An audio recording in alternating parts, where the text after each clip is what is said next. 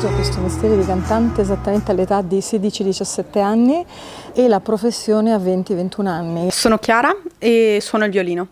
Ho iniziato a suonare quando avevo 7 anni. Sono Elena e suono il violino. Mi sono sempre sentita che c'è tanto da imparare, soprattutto adesso che ho quasi 30 anni sulle spalle ormai di palcoscenico. Sempre come una spugna ho osservato i grandi, ho cercato di prendere il più possibile la loro energia e la loro bravura. È sempre stata una passione suonare, però ho fatto anche fatica, ci sono momenti di alti e di bassi, però poi la musica ripaga sempre. Ho iniziato a 5 anni, mi pare.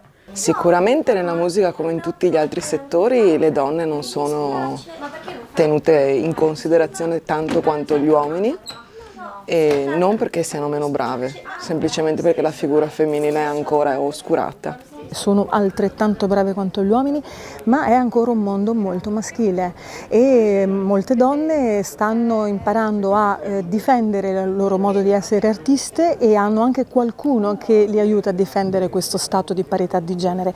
È importante la parità, in ogni caso la musica è democrazia, l'arte è democrazia, quindi le donne come gli uomini sul palcoscenico altrettanto brave. E il fatto che una banca sostenga la cultura, la musica e l'arte è importante. È importante che le banche come istituzioni finanzino l'arte, perché credo che l'arte sia capace di comunicare a tantissimi livelli.